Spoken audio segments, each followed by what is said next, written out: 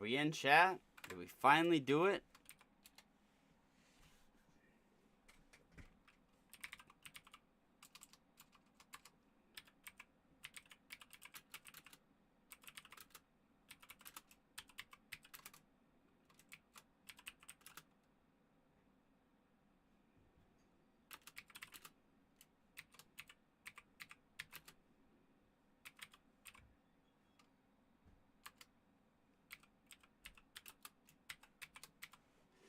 Welcome. Brought to you by Zydex Custom PCs and NFL Shop. This is me, MrKnew, and I am here to talk about, we're going to talk about draft profiles, prospects. Things haven't come out yet. This is kind of one of the jobs I do. I don't work for PFF at the moment. I do have an application. I got too much other work, so I know I can't divide my full attention and time to a company in which I want to work for one day. You know what I mean? I want to be a part of a crew. You know what I mean? Like, you know how Pat Mack has him and the boys. You know, I want the whole crew. You know, and that's what makes that show so great, in my opinion. But anyway, I digress. Let's move on a little bit. Here we go.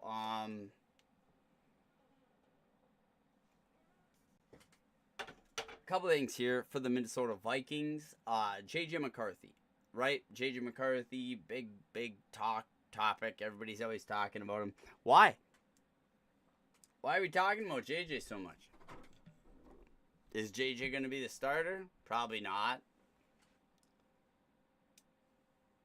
Is JJ going to have some miraculous comeback story?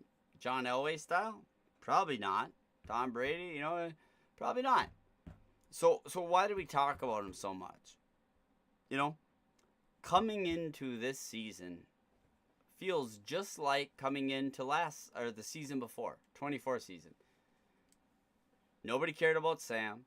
Sam sucks. I've seen it all. The ghost, to this, to that. Prepare for disappointment. Everything. And everybody all year literally was just waiting for McCarthy next year. If we wouldn't have had that attitude as Minnesota Vikings fans, we would not have pushed the organization to be so risque, if you will. They would have at least brought in Aaron Rodgers. To say that they were fully confident, blah, blah, blah, that's a lie. They're covering for somebody. With all the restructurings and how everything's different, I believe they're covering for Kwesi Adolfo-Mensah. When you look at the numbers and you look at the things, it makes a lot of sense why Kwesi would want McCarthy, jersey sales, things like that. He does have an electric personality. But this is the thing with J.J. McCarthy and Kevin O'Connell. It's like mixing oil and water here, okay?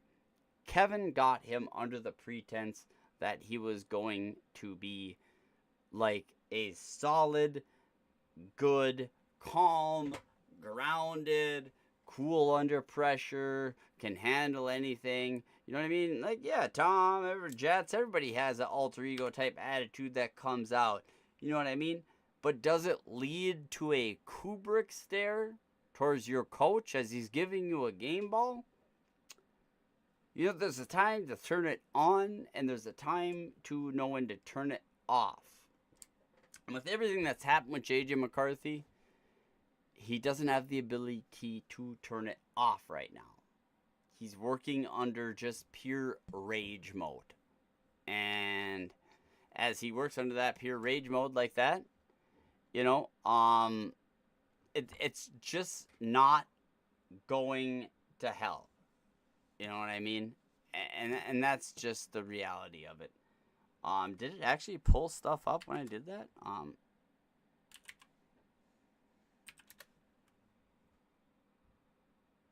Did my Nightbot actually pull stuff up? What's that crown? I don't know what that is. I thought the Nightbot was actually pulling up stuff. But anyway, let's get back to it. Let's talk about some of this stuff. Is that crown still there? What is that? What is that?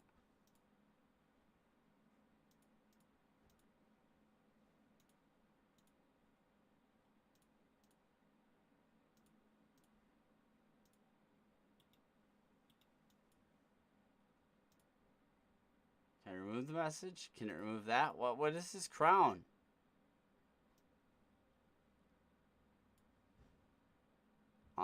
It's part of this chat thing that's up here. Like, I just don't think that this is super necessary.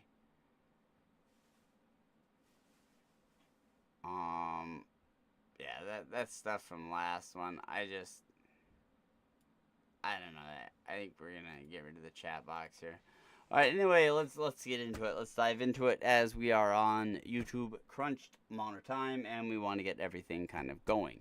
Okay, so today I want to highlight safeties as well as running back or a plan for the Minnesota Vikings. I know everybody is on the J.J. McCarthy can make it train. Dude, don't blow this for the Vikings. Don't drag us through. I did this when we were younger. Christian Ponder's first year, identical stats to J.J. McCarthy. Had a better year the next year. You know what I mean? So everybody's like, well, it could be something there. And that drug on for 4 years, dude.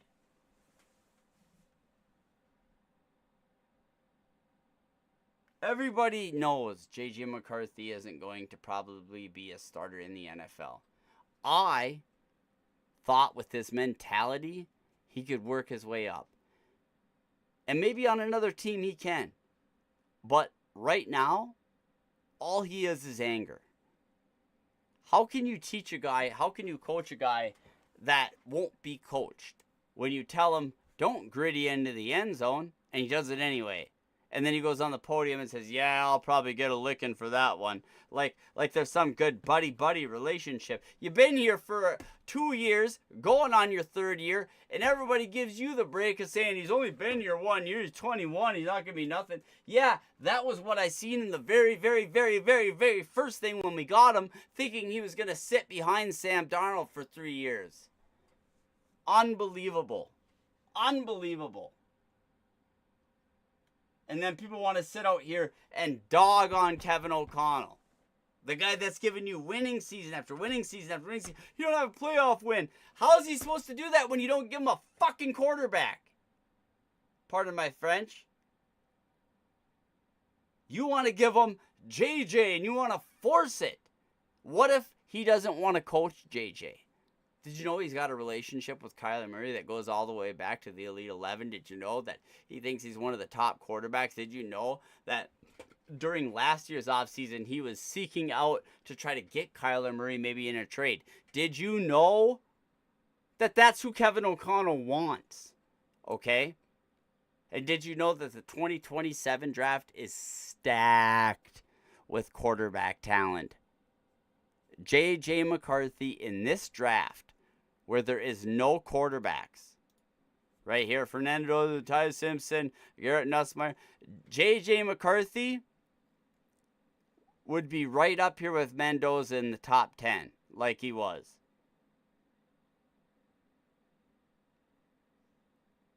Whereas he should have been somewhere like Ty Simpson back there.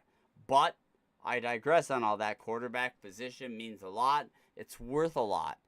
J.J. McCarthy did show flashes. But the thing is, for him, it's going to take 3 years. By then, Jefferson's career is cooked. Addison's already kind of moving on. Hawkinson's gone. Team is a different, complete team. Right now, the best thing the Vikings can do is cut their losses with everything with JJ and try to get as much capital as possible by saying, it's a competition. McCarthy's that good that he's going to make it a competition for this number 1 overall pick and everything like that. So that way everybody, still knows, oh, this guy is a number 1 pick. I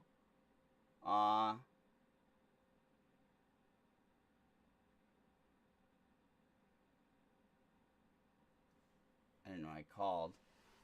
Anyway, so basically, my phone didn't ring. Hope you didn't miss your appointment. What I'm saying is that J.J. McCarthy is right in between here. The number 1, number 42, right? He's right in between there. So that's a high-level pick. That's like a second-round pick, dude. Or that's like negotiating with your first-round pick, right? So that we can get Jeremiah Love. This dude's the man. He's the man. Last year, 91.1. This year, 93.1. Consecutive 1,000-plus yard seasons. Consecutive 6.9 yards per average. Consecutive 17, 18 touchdowns. Able to receive the ball 27 out of 34, 28 out of 32 with good receiving amount of yards, 280 and 229. You don't get much better than this. You really don't. And he played some really hard teams, some hard defenses, Purdue, Pitt, U. This dude was battle tested all year. I really, really like Jeremiah Love. And I think the Vikings can get him. Same thing with this fullback. This fullback right here. Where is he? What the heck? There he is. Eli Heidenreich. Okay, this dude can run as our slot. He's 6 foot, 206 pounds. And look at his ratings as fullback, just great. But he can play out of the slot, ladies and gentlemen. Like, he and the Vikings have a good chance to get him. We're in the trends, which is really, really good. 6 foot, 206 pounds, perfect stature down there. Attempts, all that. He doesn't have a lot of attempts at that. But, I wish they would show us receptions. 51 and 79 targets. That's a lot, meaning you can move him out to a receiving position. This is a dynamic playmaker. We're 2-1. We're losing our fullback. I think that this is an absolute grab. 196 ranks, meaning you can grab him pretty late. And I think that is another great one. Now, for the big one. Why are we all here? We are all here to talk about, well, I mean, obviously we need centers. I just wanted to kind of go over this really, really quick. So there's Connor Lew, Sam Eck, Jake Slaughter, Logan Jones, Burger Coogan. A lot of people want Jake Slaughter here, which I could see. Great. You know what I mean? Good run, pass block grade, perfect set. You know what I mean? Nice set, everything pretty good. Gap grade, pretty solid guy, as well as a large man. You know what I mean? So I really do like that. But maybe that largest might get in the way, that extra inch, because we do got a shorter quarterback. Logan Jones. Take a look at this little gem. Because look at this. 79.3, 82, 77, 79, 83.6. That makes up for the 0.3 there. And then 65 obviously had a better rookie year. But, like, check this dude out. Logan Jones, man. They make him tough in Iowa. You know what I'm saying? 6 foot 3, 302 pounds. I feel like his grades, especially his pass block grade and his set block grade and his true block grade, are better. You know, maybe he played a weaker amount of teams. I don't know, something like that. I don't know why they got him so far behind. But he only allowed 1 sack and 2 hurries. Whereas Jake Slaughter, you know what I mean? Very similar. But when you look at the year before, you know what I mean? A little more hurries. So who could be the more man of consistency? I don't know, but as long as we get either of these two, I'm pretty happy. I don't know about Sam Hector, Connor Lew. They're higher, but like some of this stuff is kind of strange. You know what I mean? Like I'm not sure where. I think it's because there was no sacks allowed, where they're getting this extra little bit. No, there's 2 sacks here and 2 hurries, 20. Strength of competition, I don't know. And played bad against Aggies here. So there's some deals there. So I like these two a lot, especially Logan Jones. I think that's a budget deal, but Jake Slaughter could be great. And last but not least, I want to go through the safeties, because a lot of people want to pick a safety in the first round. And I think we can move back. I think we can move back and still get quality, okay? Caleb Downs, he's going to be gone right away. We're not going to have a shot at him. Dylan Thieneman, or Thieneman, however you say it, you can make a case that he could fall to the Vikings at 18. And for only being 21, he's played phenomenal. He really has. You know what I mean? But the thing that concerns me the most is kind of this right here is well, I mean, dude's got a ton of tackles, so he's not like afraid to tackle. So I really like that. But why is the run defense grade so low? Is it just because he had so many tackles, or what? Like 85 tackles there. Wow. 16 missed. He's getting better on his missed tackles. Working the deep box. And this is where I'm also looking. Who's working in the box and then working deep? As we know, Harrison Smith likes to kind of go back, and then also somebody that can maybe work the slot too. You know what I mean? Kind of cover some of them faster guys, and that's where Dylan Thieman's speed really comes into play.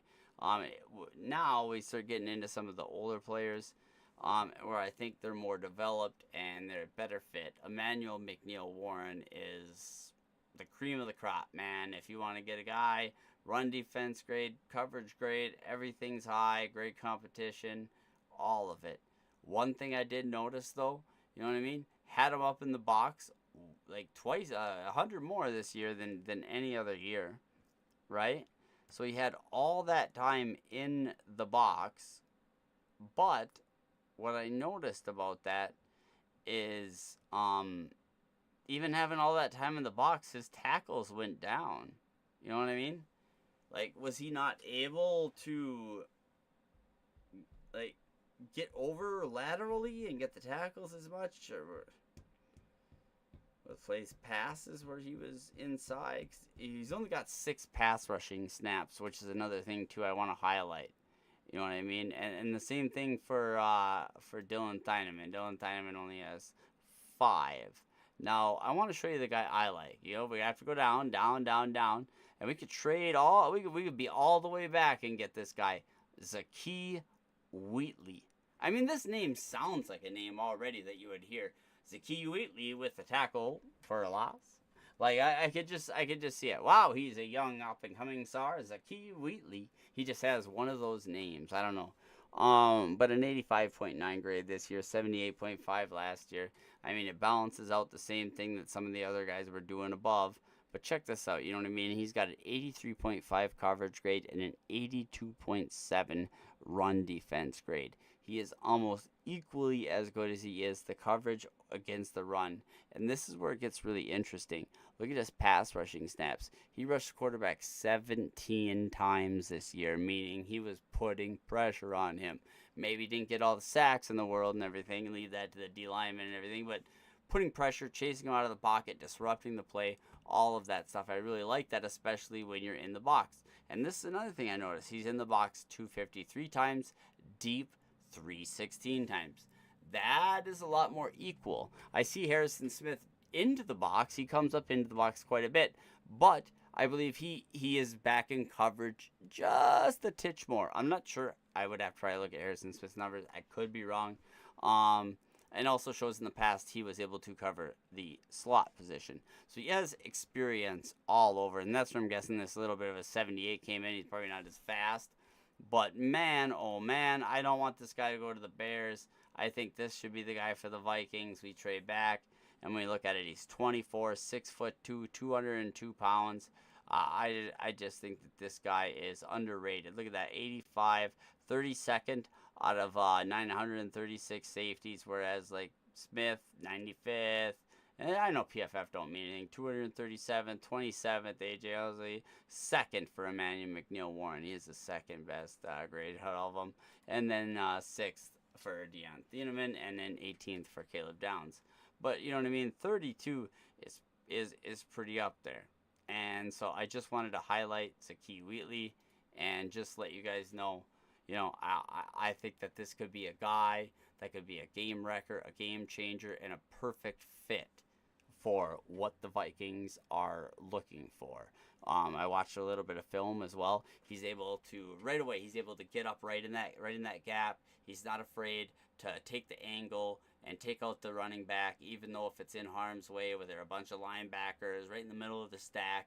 He doesn't care. He'll chase you down. He'll get you, and makes great angles. makes great decisions, and I just feel Zakee Wheatley is a diamond in the rough in this draft. I don't know how he is ranked so far down, but this guy is every bit as good as I believe he will. Like, you know what I mean? I think he's gonna show people that he should have been picked a little bit sooner. You know what I mean? And then lastly, let's go through running backs, because I know a lot of you guys haven't gotten to see a lot of the running backs or a lot of the things that I feel or whatever with it. You know, I already told you about the fullback. I wish we could trade up for Jeremiah Love, as he is the one true blue, like the real deal, man.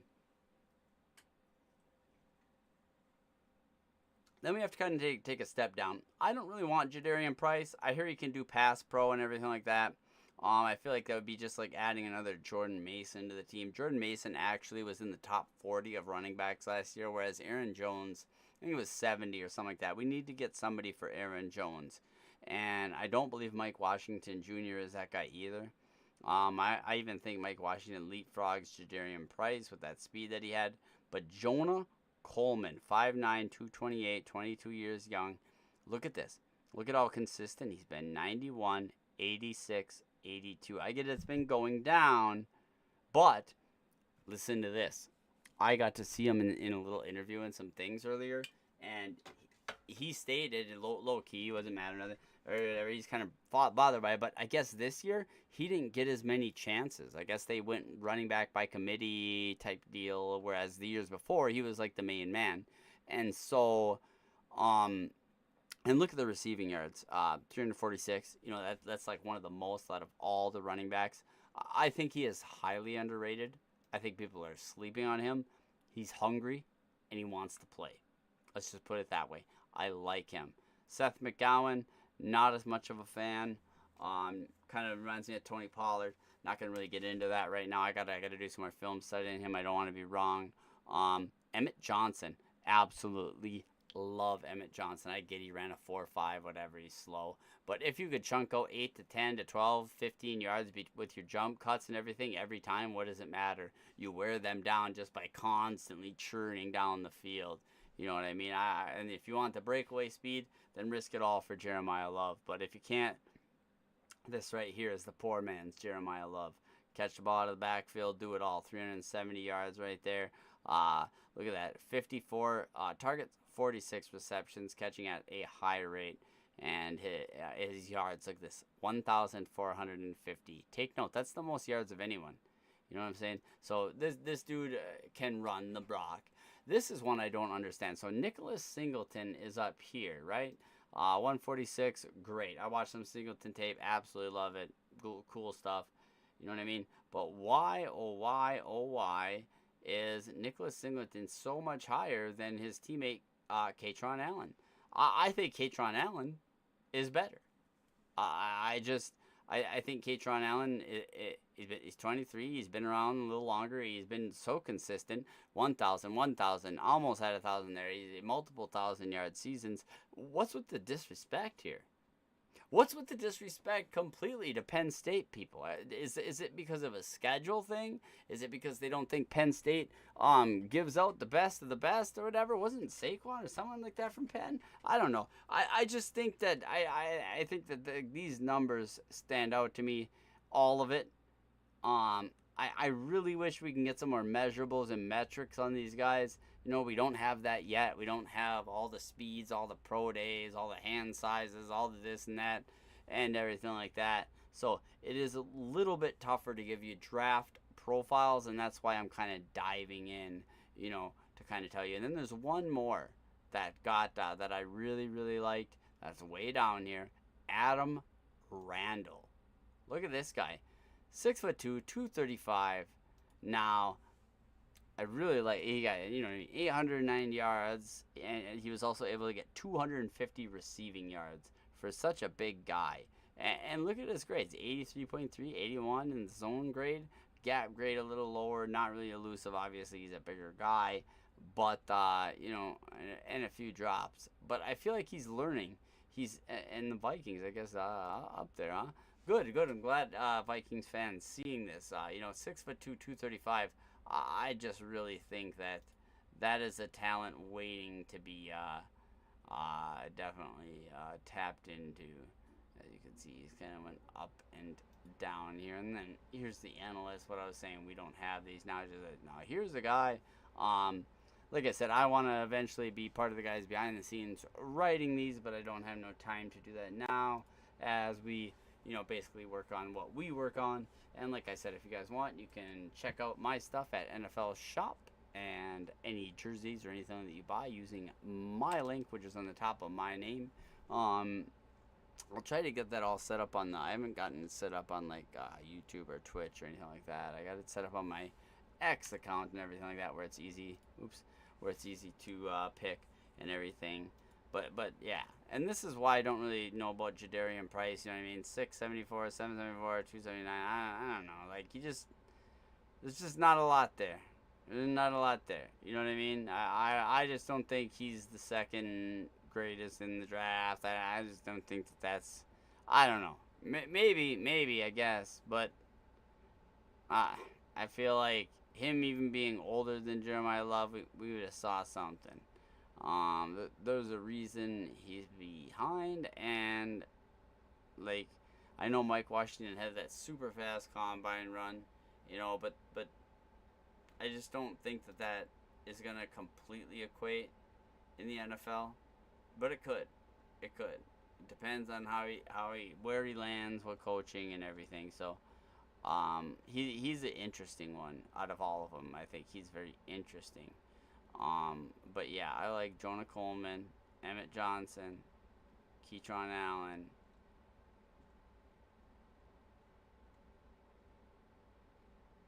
and Adam Randall, outside of course, Jeremiah Love. Anyway, with that skull, I hope you guys have a wonderful day and rock on and everything. Let's see if we can get this.